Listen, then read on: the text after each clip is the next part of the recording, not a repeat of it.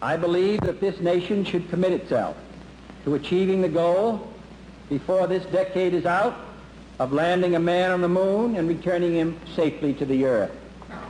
No single space project in this period will be more impressive to mankind or more important for the long-range exploration of space, and none will be so difficult or expensive to accomplish. Okay, engine stop. We copy you down, Eagle. Tranquility Base here. The Eagle has landed.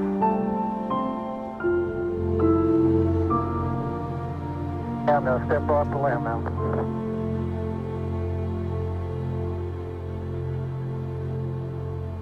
That's one small step for man,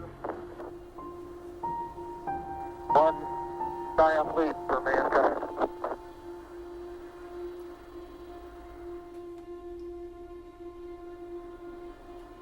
Hey Neil, didn't I say we might see some purple rocks? Find a purple rock? Yep.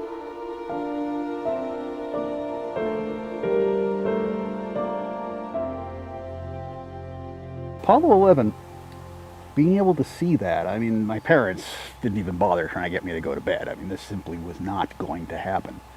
But I was so utterly transfixed by this. I mean, every little hop, every little bounce, I thought was just wonderful. I mean, for me, it was like I was watching, I don't know, the human race expanding to the universe.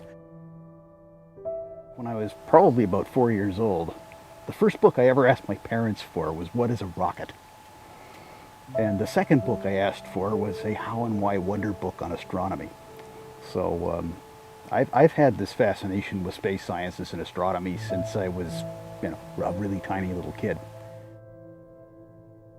We were having a lunar landing party. The moons were having a moon landing party. And we had all our friends from the neighborhood come over, and my mother made punch and jello and ice cream and cake, which she had funny names for: Apollo Sweets, Lunar Snacks, and Gemini Sandwiches. And I remember we had brown paper bags that my mother had laid out on the picnic table, and scissors and crayons, and we cut out the front of the bag and put them over our shoulders and painted space helmet gear on the brown paper bags, and walked around with these space helmets like Neil Armstrong and Buzz Aldrin. Well, I remember July 20th, 1969. Our TV was set up. Walter Cronkite was on air showing how to image your TV set with a Brownie camera. That's how old it is. And I had a little refracting telescope looking at the moon the exact same night. So I had the best of both worlds.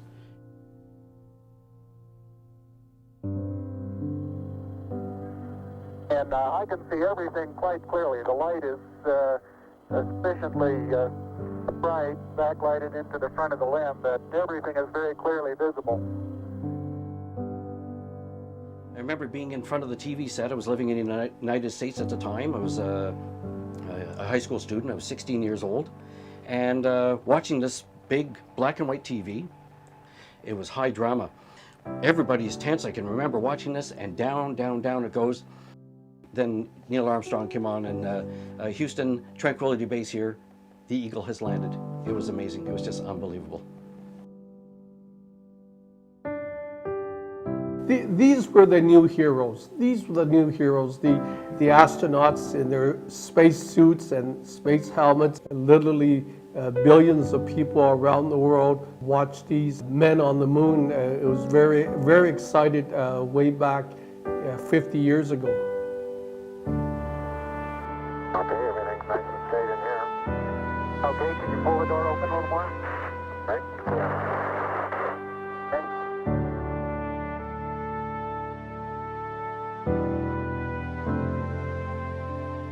The moon landings began a new era, not just in space exploration, but in getting things done.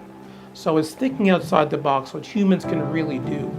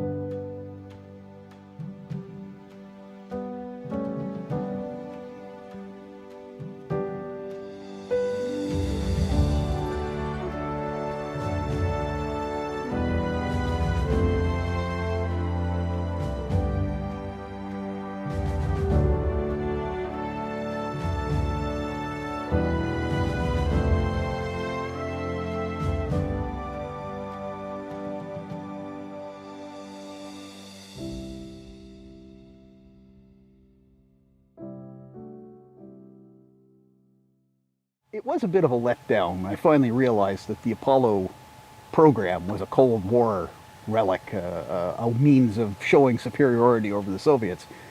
But one of the nice things about it was that instead of going for a show of muscle and ability to destroy, we explored. We came up with a way to show our abilities and our mastery of science and knowledge and engineering, as opposed to rattling a saber. And I think that was one of the big legacies of Apollo, that the way of showing one's prowess was by showing what one could do, not what one could destroy. And that was I think that was the lovely enduring sentiment of the Apollo program.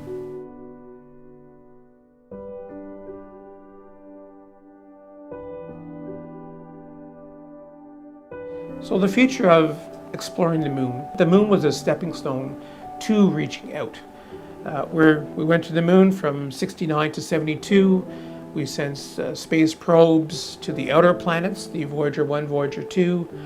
Many missions have been to Mars, so we know a lot about Mars, but all stemmed from going to that rock.